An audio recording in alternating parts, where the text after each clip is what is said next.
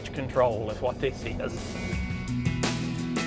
There's storms coming in probably in the next 30 to 45 minutes. We're trying to get to our rice farm.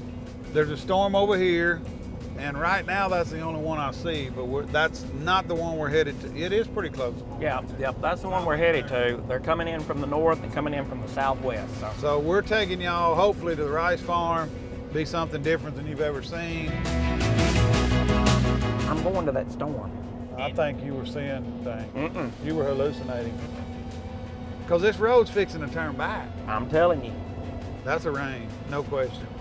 I don't think we have to worry about no longer irrigating them McGee after the rain today. What do you think? I don't think so either.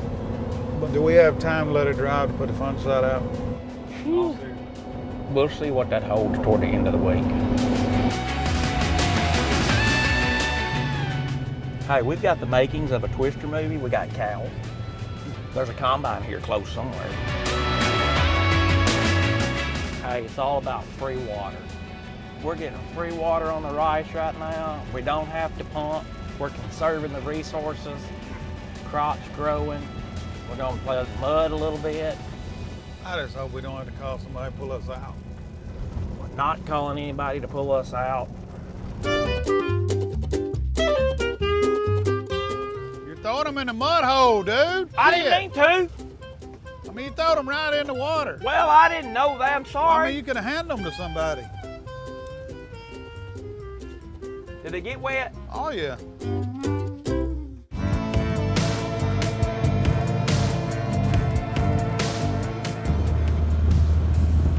This is what you call Southeast Arkansas buckshot. You stick with it, it'll stick with you.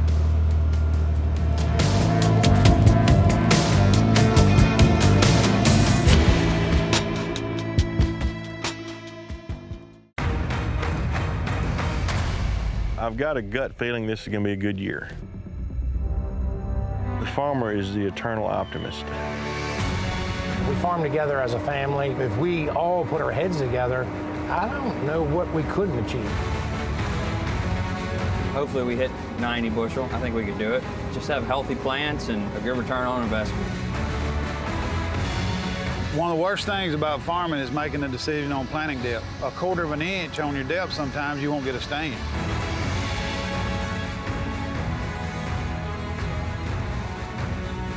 As you can see, my pinky ring's empty, so obviously I didn't win.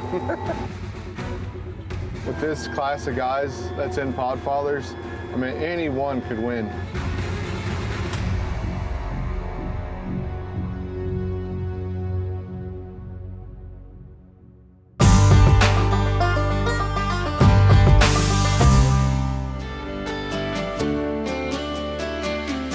Well, whatever it is, God's given us and we got to deal with it.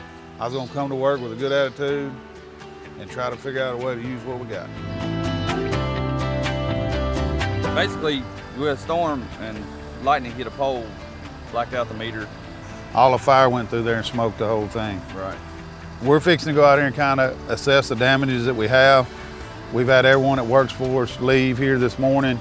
That's the first thing we do in the major storms like this is go look. It's a major storm for our crops. Our corn is at a point right now where most of it was tasseled. You know, it's a little stronger than it would have been a week ago. One of our guys has already found a spot in a 200-acre block where we got some down. So we're out now just kind of assessing. We're gonna take y'all out and look at the soybeans. They're all short enough that we'll be okay there. We've got probably 600-700 acres underwater of soybeans, but most of that'll come off fairly quick.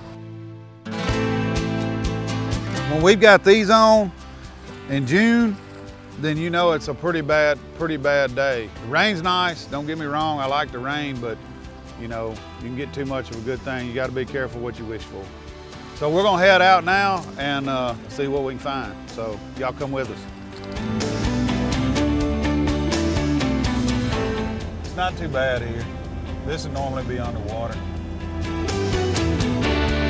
They dug these canals years ago to basically try to drain swamp land, is what they did. But you see it's at its banks, it's full. Now it's still running, as long as it's still running, we're okay. If it quits running, we're in trouble. But see, like this low out here is not too bad. But like if we get 3 inches today, there's nowhere for the water to go.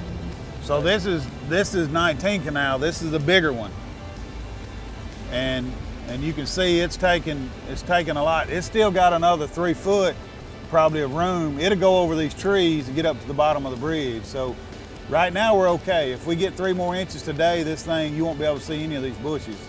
But as long as the water's going south, we're in good shape. If it starts stopping, then it's gonna start backing up in the field.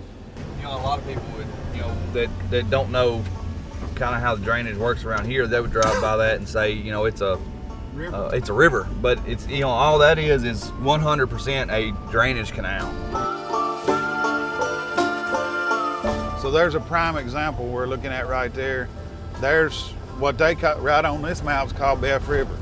It can also be called Macon Bayou. But you can see how the bayou made this big horseshoe. That's Macon Bayou.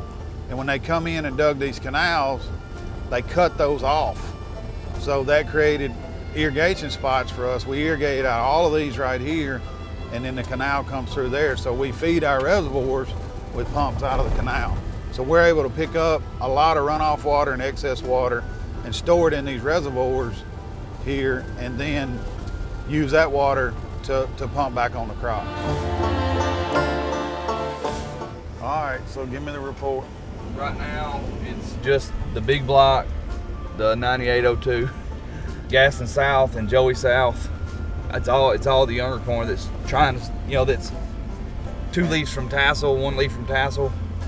No, he said it's not bad, it's just spotty, which he can't tell exactly, but he said it's not bad. He said he ain't really seen anything in the older corn.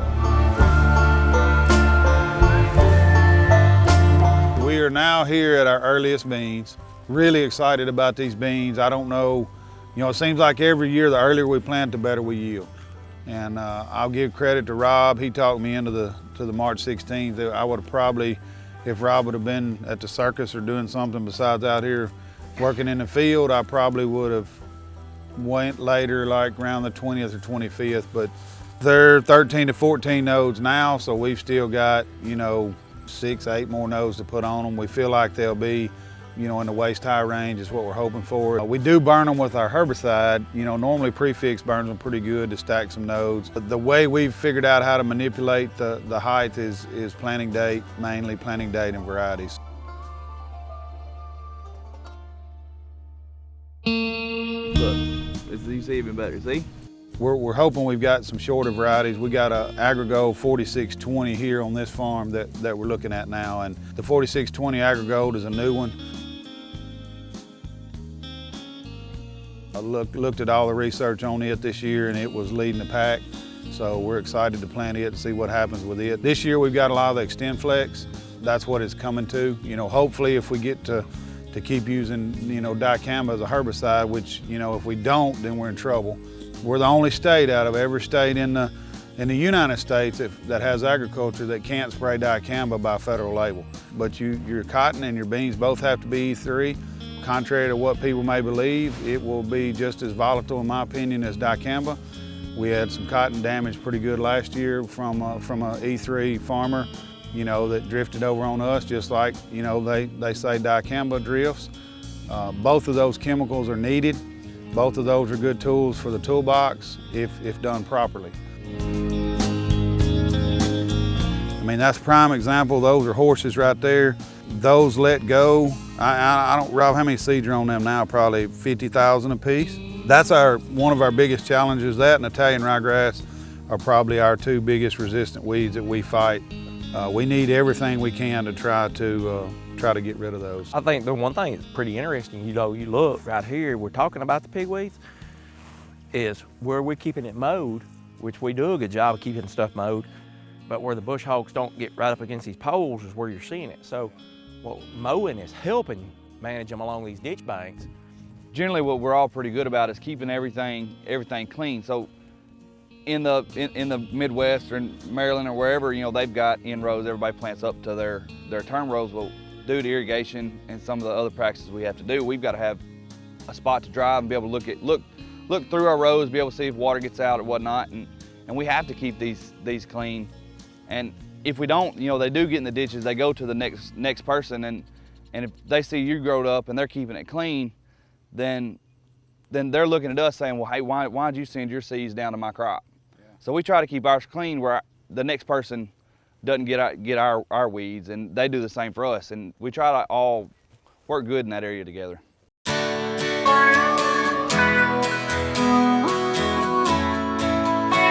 me, that's an important part of agriculture in general, whether you're selling chemicals, you're farming, you're flying a crop duster, or you're a teacher at an ag college, is work together, because we got to feed the world. I mean, it's a full circle of life that we have to sustain, and it's not always easy.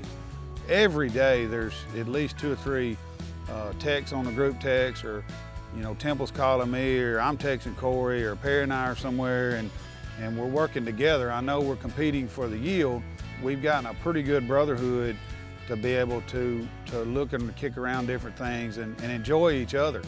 And that's what it's about. Life's about relationships way more than it is, who's the highest yield on the Podfathers. If we can help teach someone something and teach each other something, and at the end of the day, that's a success. That's in the Bible. It's been easy so far. The weather's been cooperative. We planted 4,200 acres of beans, and I feel like we got 4,300 acres of beans up. Compared to last year, we were a month behind from the get-go. This year, I feel like we've been a month ahead. Now it's time to take some new outlooks, take some of these adversities and turn them into positives any way we can. What I like seeing right now, last week I was out here looking, and I was a little concerned about the clusters. Of course, we tend to not have as many clusters down here and more clusters when we get up here. So this is not our competition field, but we tend to try to do what we do to the competition fields. We try to be able to do what we think will work in positive ROI on normal production. So we tend to try to not throw the kitchen sink at it, because if we can't do it in normal production, what's it really worth? But sometimes we'll take a field and throw the kitchen sink at it to see what does work out of that field. But in the end result, we want to make money, and we want to try to, grow a bean that is affordable to grow. I like the beans, what we see so far. I mean, we've got some varieties that are showing us at the planting rates that we've got are showing a lot more bush and not as straight stalk as they are. And they're starting to lap up good like we need them to, so weed control's good. That's always a huge bonus. Fertility's there, and we just need some sunlight now. We need the right amount of moisture and the right amount of sunlight, and all will be grand in the world here today.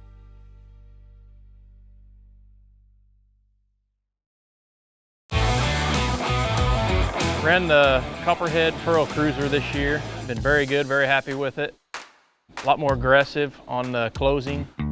We got so many different soil types. That's what I like about the Furrow Cruiser. It works in all of them well. And this is 2 seasons ran on this, and you can see virtual no wear at all. Just a simple addition to the planter for better closing.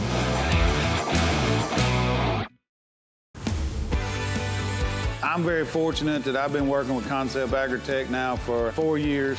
We have 12 Concept Agritech plots out right now. We feel like we're picking up some pretty good bushels. Oh, here's one of their flagship products here. This is their Calbor product. It's their calcium boron premix. They do have a great line of products here. Man, this is like drinking water. I think every crop needs a gallon or 2 of it. It does that much for you.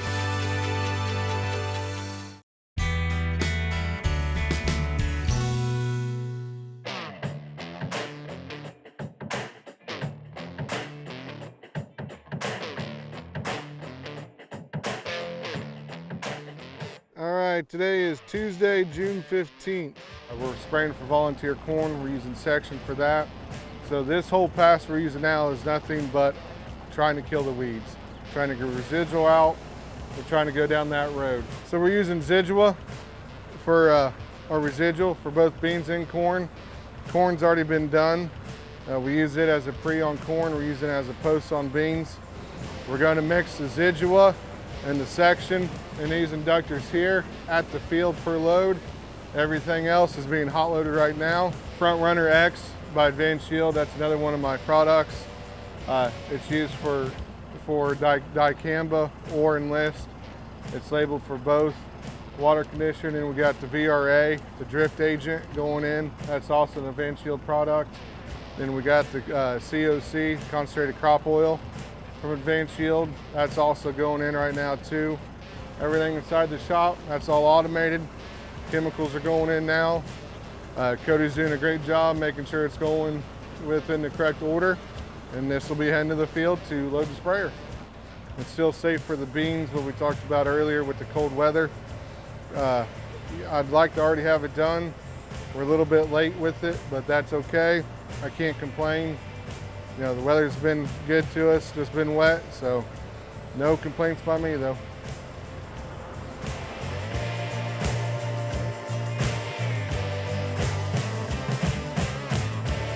We're here in Cedarville, Ohio at my home farm. If this looked familiar last year, this was the INF intercropping plot. So this year now we did something different for Podfathers, something I've been wanting to try. The population out here is around 120, but when we go out and look at it, I'll explain a little bit more of how we got there. I've got pretty high hopes for this field. Yeah, planter messed up again. I just like making it as difficult as possible to walk a field. So if I can find a way to make it difficult to walk a field, I'll do it. Diamond in the dirt. So what we did here is we did the cross hatch, or I call it the diamond planting. You know, we want this to look like a perfect diamond. We're at 120,000 plants per acre, but I did 60,000 going one way, came back, cross hatched it, 60,000 the other way. Concern of mine is the sheer size and weight of our equipment going back and running back over the rows. We have to be careful. So there is a certain planting depth that I have to change because knowing I'm going to run over that row.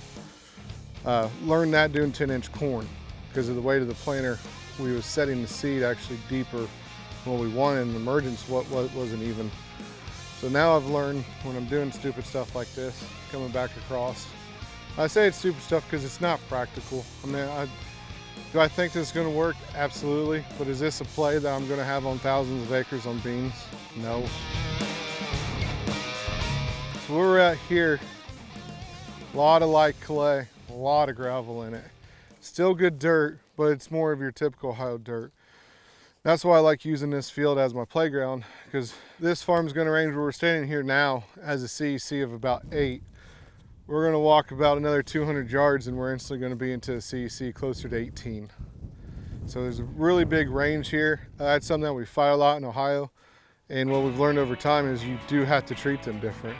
We have to look for different ways because it's literally two completely different animals. The way they react, you know, up here, it needs a rain all the time. Down there, you know, it doesn't need a rain all the time. Its biggest problem is prone to flooding. This is my playground. This is where I try to screw things up. So that way I don't get yelled at by any landlords or my dad or anything on his ground. You know, if I'm gonna screw it up trying something stupid, I'd rather do it on my own dirt. So what we're looking for is the spacing in between the beans. So like I said, it's 120,000 population. I like, you know, normally on my contest stuff, I'm between 80 and 100,000, but I wanted to do 60,000 to really affect the branching part of it. So these beans here, they have no idea they're in 120,000 plant population. The only thing they care about right now is they think they're at 60,000. They have the room to grow, hence the diamond. We want them to bush out and fill up this entire space. And so if you look at the leaves that are coming, they're nice and big because they have plenty of room to uptake the sunlight, stretch out and grow. Now once we start flowering, we need more flowers. We're gonna have flower retention and pods. If we can pull all these things off, I think we have a really good shot this year. But it's something that I've always wanted to try, so we did it this year. Where we're standing was beans last year. Right beside me is the corn. So this is the intercropping. So another thing I wanted to see was with the inoculant being bean after bean, dual inoculating, running liquid inoculant with Terramax, can we still get that effect? So are we still going to be able to load up the nodes underneath the ground and get good nodulation from it, being bean after bean on very intensive management? So as you can tell right here now, you really don't see a height different, you don't see a bean size different. So we're going to dig up some plants to make sure that we're doing it right. But you ask, why are you on an angle? So normally this field would be planted directly this direction. But if you look here, the sun's right there now. So it is approximately 1 o'clock. So we're now achieving maximum sunlight and maximum heat of the day. So this row here is literally planted right towards the sun. So this is kind of like a sundial. So as this sun will work her way back around, it is then going to catch the rows going this way. The biggest thing I've seen so far from these beans, the biggest difference, they're getting ready to hit R1 here shortly, is the leaf size. I've never had beans this small, but with leaves this big this early. So we're definitely getting somewhere. I can't say for sure that this is going to be the best beans I've ever grown. Mother Nature has too much time left on the clock to affect the game. But as of now, we're definitely seeing a big difference. Problem is, I haven't been able to get in with a sprayer. So there's been a lot more things that I've wanted to do to these beans to help feed them, but at the end of the day, what better thing can you feed them than water? I don't have irrigation. So for me, it's getting the best thing it needs. When I get a chance to dry up, get caught up on the other acres, we're gonna roll back in here and start having some fun with them. Planting date was finally with us. We got in here April 16th is when this was planted. So I have no complaints this year. So far, so good. We'll dig a couple up here.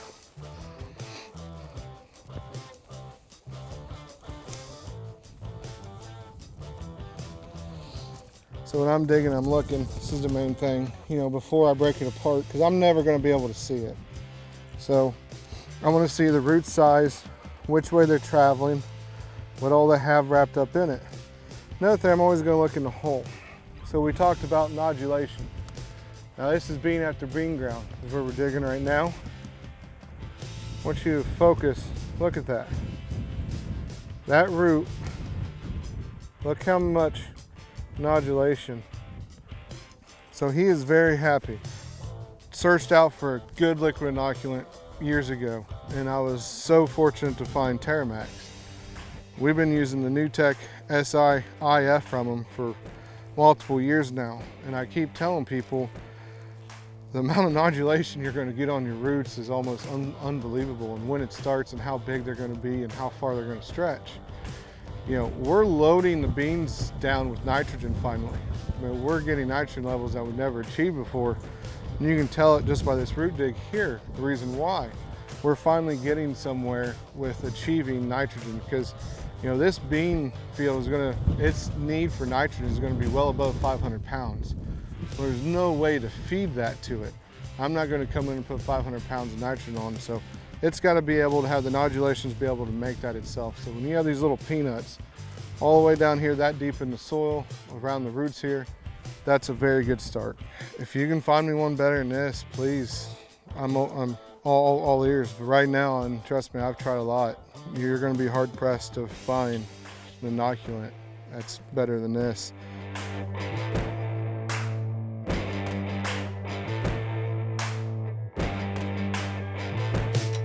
Dual inoculating is running a certain type of strand, a different strand on your seed treatment. So like Volt, for instance, I like to use Volt inoculant on the seed treatment. Then I'm going to come in on a liquid with completely different strands, different CFU counts, and use a liquid Terramax NewTek SIIF. You're hedging your bet on which one's going to work. That's the dual inoculant part of it. Because as you can see here, cotyledons, everything's still holding on. This plant is healthy, that it's been through crap and back from the early cold, the snow, the rain. It really doesn't know it's ever had a bad day. It's been able to power right on through it. And then we look at the root system, and this tells the story of why it's been able to power through it. One of the best men I've ever had help me with beans is AJ Woodyard. And he told me, he said, Corey, They're solar panels. He said, look at it just the same as a solar panel. They're direct drivers of sunlight. You know, it's really changed my entire thinking of how to attack a bean plant. And then you meet people, you know, like Matt Miles and Perry and Temple, and it just changes your mind again. Like, it doesn't change your mind, it just expands your mind. You know, the things that you learn. So I really hope the people that's watching this show is really taking the time to learn from everybody on this show, because I know I am.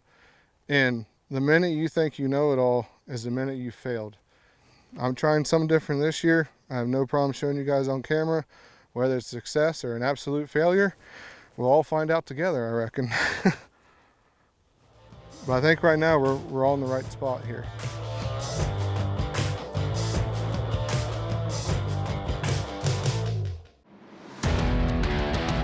We want the bottom canopy to be healthy with a good fungicide. We use Revitec on it. It's really going to help that bean finish off strong. But on our farm, we got to average a 6 bushel better with the Revitec fungicide than any other fungicide. Probably absent of disease just because we've got the Revitec out here, but just mainly for the plant health. The one thing that is a must, that's this product right here. Reducing stress adds bushels. Today we're out here in Huntsville, Alabama, installing some ADS pipe. This spot here we'd never worked before.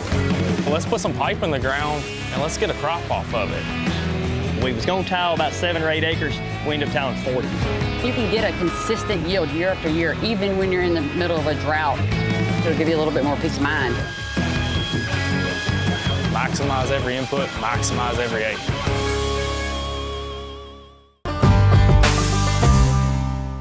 Well, that's what I tell people all the time. The guys that work here can probably farm as good or better than we can. And that's important to have the right team put in place, because you can be dumb like me and have the right people in place and look really smart sometimes. So, Man, you can't ask for anybody any better. do we fight? Yeah, we fight. You know, We argue, we don't fight. Yeah, I guess fight's the wrong word. I'm afraid I'd get my butt whipped Intense now. moments of fellowship. Intense moments of fellowship. That's how we're gonna term it. But the thing you've got to decide is, when you do have one of those arguments, let that go. You know, 30 minutes from now, let that go. Start on something else. Rob and I have worked closer together this year than both of our careers, and we probably fought more. And fight's still a strong word. We probably argued more intensely this year than we ever have, but we spent countless more hours together. We may get in a Intense moments of fellowship. high intense moment of fellowship in the front part, but we're able to cut that off and go to the back part and have a high intense moment of fellowship in another way too. In a positive way. So these beans you see behind us have had a application of 1 gallon of Total 10 from Concept Agritech and 8 ounces of Revitec fungicide from BASF. And it's kind of neat because Greg Krigler worked for Concept Agritech, and then he and Rob and I were sitting around the office one day, and Greg asked him, he said, you know, what do you need out of us, you know, as far as a fertility program? Rob come up with the idea of the Total 10. And what it is 10% nitrogen and 10% potash with 0.25% boron. It's worked really good for us. We've took that and Foliar RX, that's a Concept Agritech product too, combined that with fungicide on our rice, and we've been seeing 8 bushel increase. But on our farm, 2 years running, we got to average a 6 bushel better with the Revitec fungicide than any other fungicide, 12 bushel better than no fungicide at all. So when you take the 10-0-10, the Total 10 product and combine it with the Revitec fungicide, we feel like that's something that goes on every single acre we farm. We feel like we're picking up some pretty good bushels. Check this plant out. That's fun right there. It's a good one. Look at the pods on him. That ain't no edge row. That's in the field. No, I mean, this is a great plant. I take that every day in production farming. We're pumped. I don't know what it'll be later, but that is a really nice plant. I like the bushiness of it. It's not just that big long stalk that we normally see. 60,000, I mean, they look as good as our 120,000. The problem we have with with playing with population is our soils crust pretty bad, and the lower we go on population, we're getting those seeds out there where they're kind of solo, and it's a little harder sometimes in the crusty ground to get them up. You know, with Matt, we'll get outside that box, and he's comfortable with it. And then when he says, okay, now then let's pull it back, or let's lower that population and all that, then that's when you can start trying to get out of the box and make recommendations. And we know some of them are going to fail, and we know some of them are going to work. And that's how we wind up with a lot of the things that we do, is you can't be scared of failure. This is probably our most mature corn. Everything works with the elevator like it's supposed to. This should come off probably the 3rd week of July. Our GDUs, when it gets hot, Go fast. Go fast. So we're still thinking the last week of July we'll start harvesting some corn at the 25 to 27 range. We're gonna make it because of the elevator. What are you looking at? I mean, it's like right there. Yeah, I'm glad we're not getting that. Yeah. Is Tiller getting that? It's just north of Tiller. It's like in Reed. Just barely staying out of it. Barely staying out of that. That's blow down corn, blow down bean storm right there. Yeah, well, how's it moving? It's moving that way. So it's staying away from Staying away from us. Where's Dustin in that? Right in the middle of it? Right in the middle of it. He's right, I mean, that's Dustin and him. Basically in that. That's my son-in-law we're talking about. He's just north of us, and he sent a text a while ago that said they've had 8 inches of rain since Friday afternoon. We're not really impressed with our rounds, but our length's good. I'm not all bent out of shape I don't see a lot of 300 bushel corn here right now. This is traditionally one of our highest yielding fields. You know, if we could pick up some 290 in here, you know, we might get a 300. That's been our goal from when we started trying to grow higher production corn, is a 300. Lane got a 305 last year in a plot. So, you know, we would like to continue that on. Corn's real finicky. Y'all see the weather we're having during pollination. So we'll see how it works. This corn's got some pretty good groceries under it. It's got the fertility under it to make 300. You know, like I said, our goal is still 300, and we're satisfied with less than that. So for research, you've got to be able to spend money somewhere, even if you don't make it back. Right. You've got to have a research budget on small amount of acres too. Well, like Chad always says, and I respect Chad, you know, I think he's one of the best corn growers I've been around as far as making a living. And he said, just take 4 rounds. You know, take 4 rounds of a field and try to kill it and see what you come up with. You know, you don't have to do it on big acres, but take, like Lane said, take a few acres and double everything. The one thing Chad told me was I guess the reason why he does it is you can take 1 year and put all of this on it and try to kill it. But it takes maybe 10 years to gradually increase, then you kill it. You know, It's gonna come back and go up. That's right. Yep. So we're gonna leave the corn and go by our grain facility. We're installing a new dryer to try to capture a little bit more basis, do a little bit more early planting on our corn harvest. We'll run by there and y'all can kind of see what the plan is and how that's gonna work out. It's kind of junky around there, but you know, that's what it is when you're having progress. One thing that we wanted to kind of highlight is our grain bins, and we've got equipment sitting around everywhere. What we're doing is putting in a dryer. This dryer is supposed to dry about 2,700 bushels an hour at an 8-point removal. We also have a project going on where we're leveling and landforming back here behind the bins. We had a little bit of drainage issues last year after we built this last set, so I've hired a dirt scraper to come in and just precision level the back. We'll walk back here and look at kind of what we got going on back here. So this will be our wet tank. It'll serve as a wet tank and a bin also, and then we'll have piping going over to the AGI Nico dryer. Man, we're so pumped about this. We'll be able to start cutting corn in the 27-28% range. This year, with the basis opportunities we got, that's going to be $1+ on the basis FOB the bins. So we kind of started running the numbers, and if there was ever a year to build this dryer and pay for a large percentage of it at one time, this is the year. I'm kind of a numbers guy, so you know, that's something that we started figuring out earlier in the year what we could do. You know, you take an extra week out of harvest and push that up a week, especially in the rice, if y'all remember last year, you know, a combine normally cuts about 70 acres of rice a day. With the hurricanes, when everything went down, we were cutting 20 to 25 acres a day. So a third of the production of a normal combine when the rice goes down. So our ultimate goal is to immediately bring this corn in at 27, dry it down to 16, put it in these bins, cool it down, and the next morning start moving it right back out. So we're hoping that we're moving it out as faster than we're bringing it in. So grain bins is something we enjoy. They're a lot of work. You know, it's something to be said for loading your trucks and send them to the elevator, wait there 2 hours in the line and come back home, and all you got to maintain is that truck. Here we have to maintain the truck plus the dryer plus the bins, but in the end it's well worth the money, and it's something that I really enjoy. I was more old school. I took a step back and let these two guys start working towards some of the technology. It was a lot of growing pains for me.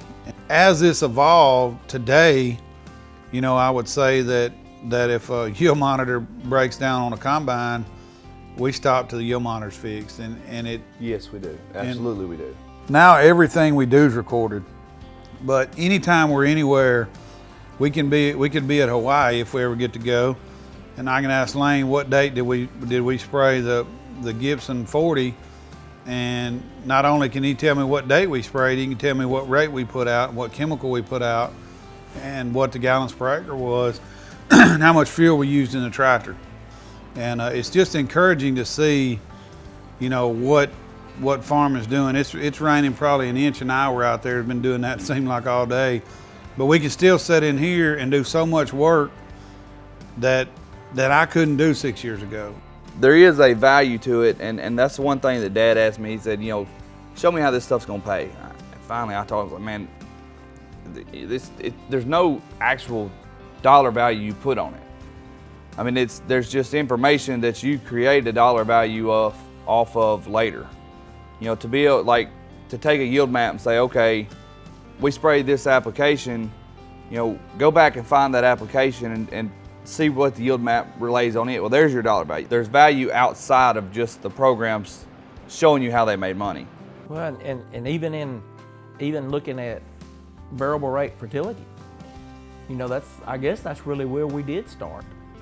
That was probably the start. And you know, the one thing you said is don't let my fertility rate, my levels fall in my soil. And I don't think we've done that. I think we've took the bads and brought them more toward the goods. And I think we've seen that in a direct result of yields. And not always can we put a value on each individual thing. I think it's a combination of several things ends up as that end value. It's a combination of the fertility working right. It's a combination of picking the right seed. It's the whole process.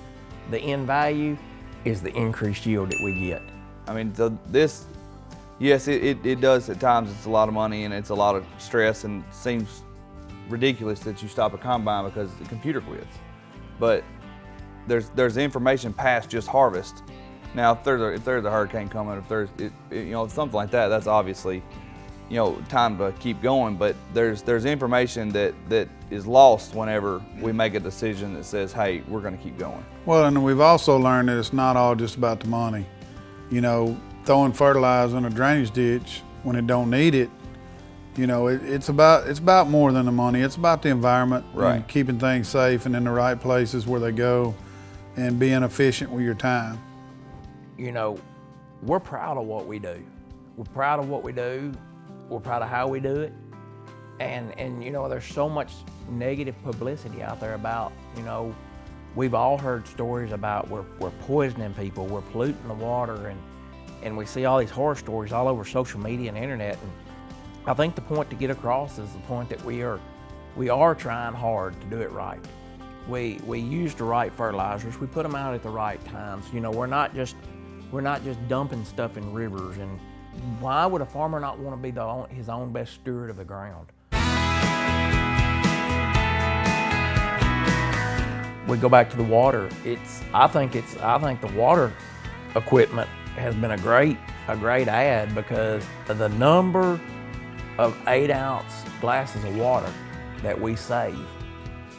I mean, it's astronomical at the amount of water that we save that could either be used as drinking water if need be, you know, because we're not pulling it out of the ground.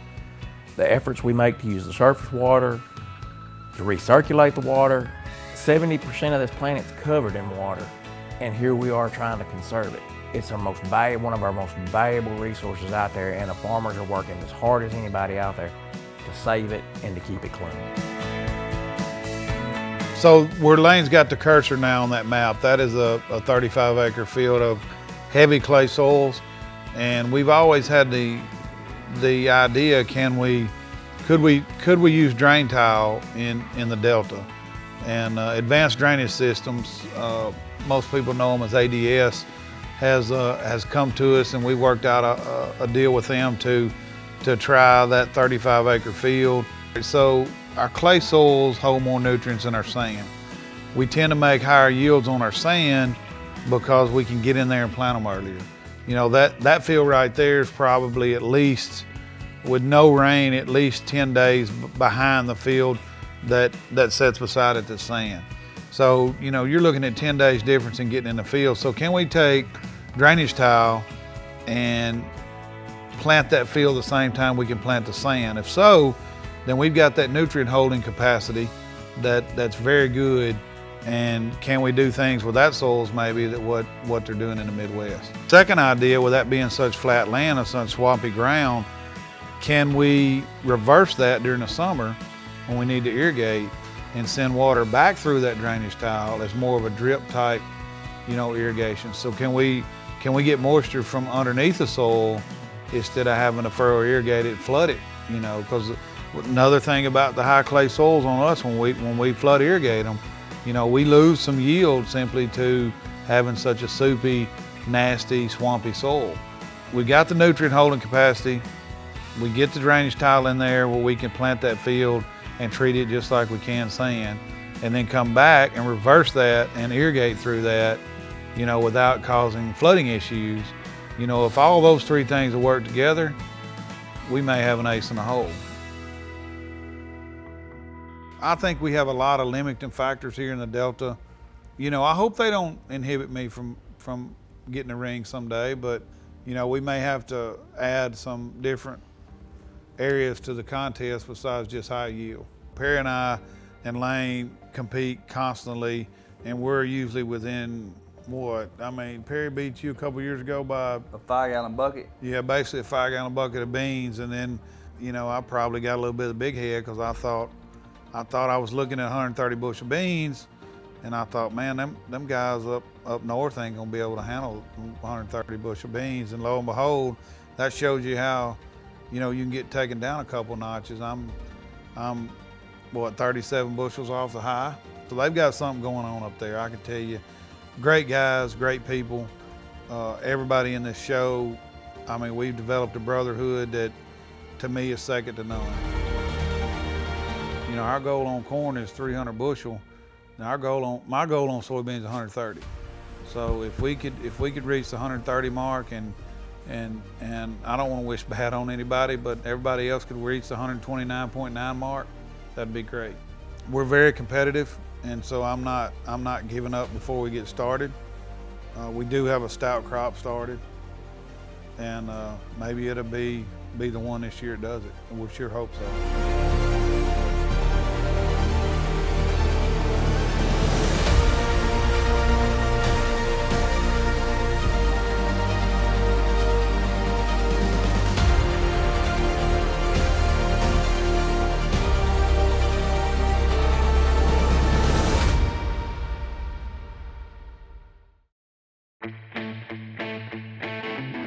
With the soybeans with Terramax, we brought it out, and instantly, man, I just couldn't believe the nodulation we had so early.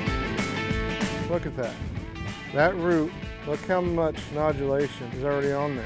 And you have these little peanuts all the way down here, that deep in the soil, around the roots here. That's a very good start. If you haven't heard of them, you better get to know them, because their products are here to play. Get an extra semi-load out of your green bin. The End Zone from Farm Shop MFG allows you to play offense and rehydrate your soybeans from 10 to 13%. On a 20,000 bushel bin, that's an extra semi-load added to your bottom line. Or you can play defensively to protect your grain from hot spots and mold. The End Zone from Farm Shop MFG automates your grain bin's ventilation, allowing you to call the shots. Score big with the End Zone from Farm Shop MFG. So this is mycorrhiza is trying to wrap around any of the fodder that's in here. And what that's going to do is supply food for this plant.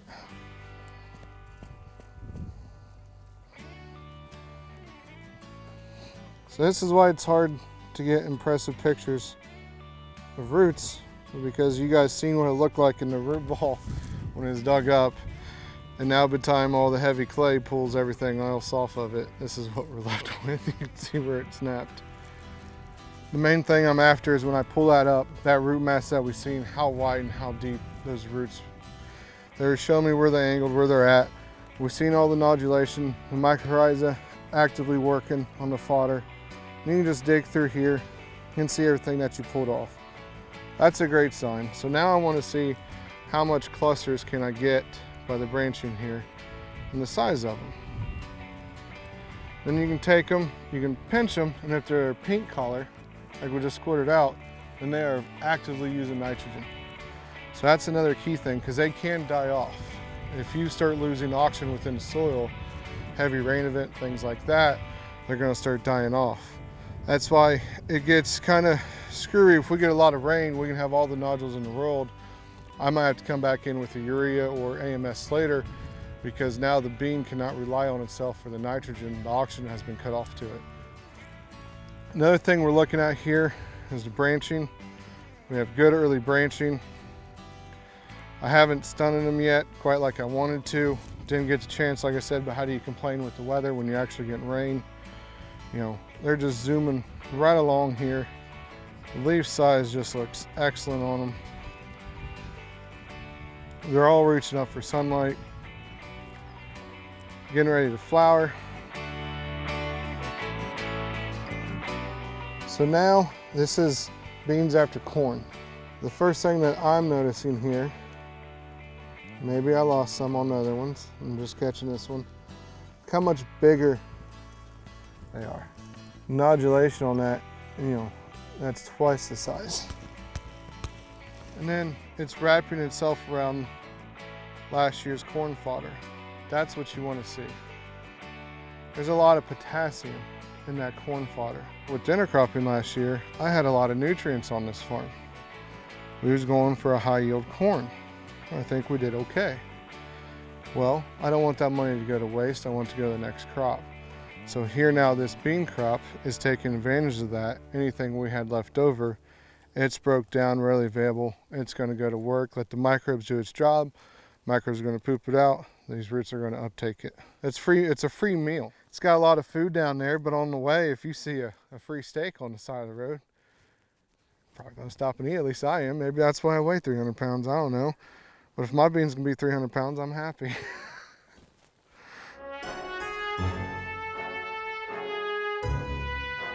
To me, corn is so much easier. I don't mean that wrong. It's just, there's so many different techniques and so many different people to talk to when it comes to corn. So much more knowledge on how to grow the corn and, you know, be 300 plus. Not saying it's easy to achieve, don't get me wrong. It's just, there's a lot more knowledge. There's a better blue book out there. When you start talking 150 bushel beans, that playbook gets really thin. There's not a whole lot of people. You know, it's just been a blessing, you know, to be surrounded with people like Temple and Matt and Perry. They're all very open about what they do. I try to be very open about what I do, because it's how we're all going to learn. We all work together. Yeah, at the end of the day, we all want to win. We're competitors. We're very competitive people. But if we can learn for the betterment of the whole farming community, that's what it's about at the end of the day. So, you know, I sit down and watch the show and my jaw is just like, dang, that's so cool, or dang, why didn't I think of that? Or, you know, it's so neat to see the challenges that are faced. Another thing, the reason why I did the diamond was watching the show and watching Matt do the raised beds. Well, that's neat as heck.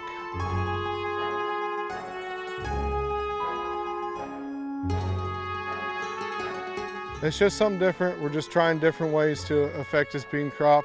Once again, I'm always looking for ways to try to simulate, irrigation. And so I just want to be able to use any amount of water that Mother Nature gives me. This farm is all systematically tiled also. So if we do get much rain, we're able to get it off in a pretty quick manner. But in this tight clay soil, you can see it's been 5 days since we had a rain. You can still see how much moisture it's holding on. I'm not going to complain though, because when we do go through a drought and a dry spell, that is my saving grace, is dirt like this. When I was playing, it was too cold to even go do burn down. We had a high of 40 degrees in the daytime. So we was low to mid 40s. So why would you go and plant beans when it's that cold? Well, one, beans are a very forgiving crop.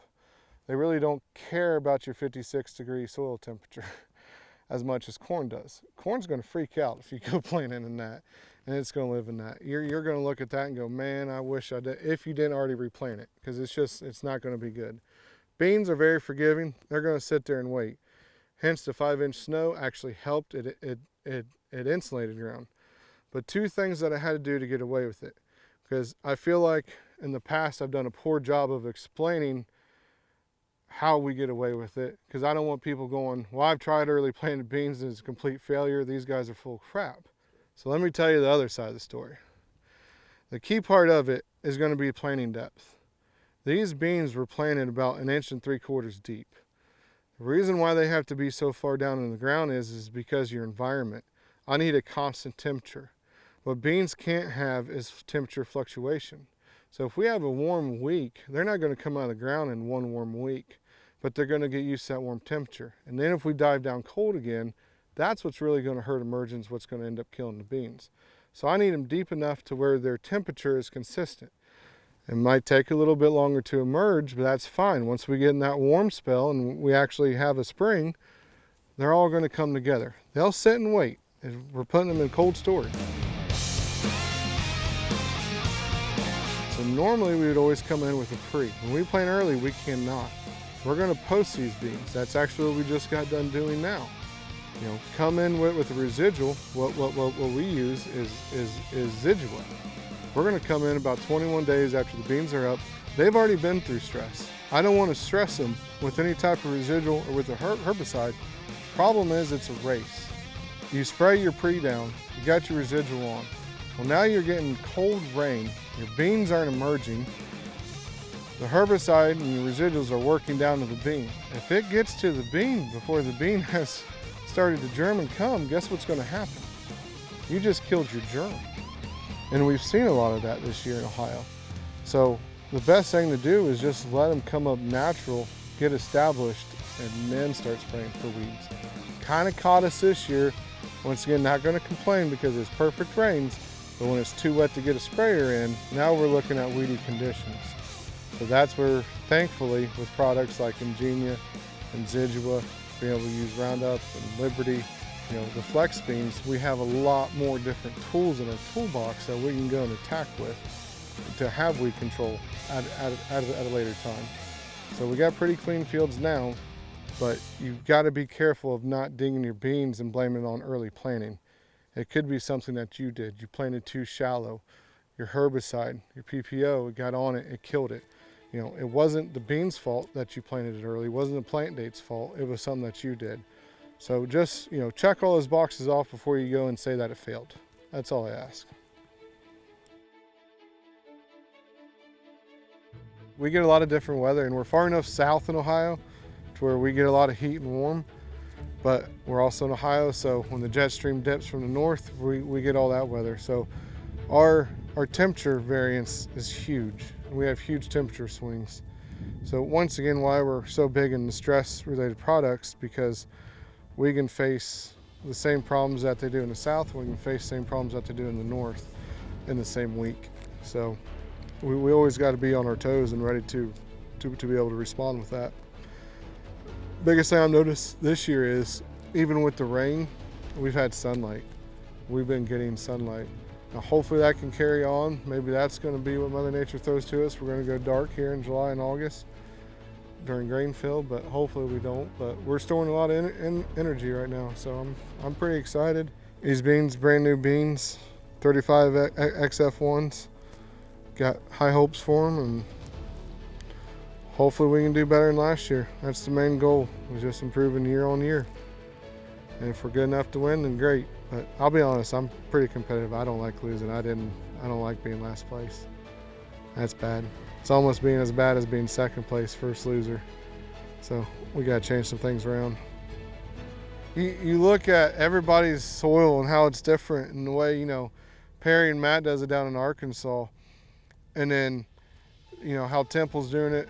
Everybody faces different challenges, and yet everybody's putting up the yields they're doing. And the biggest key takeaway I watch from that is everybody needs to shut up with their excuses and make none, because they're all doing it with their own challenges. Find a way to overcome yours. When you fall flat on your face, you learn what that feels like, and you don't ever want that feeling again. I'm not scared to fail, but I don't like to fail. And that feeling of failure is enough to drive me to want to do the best I can every single day I wake up.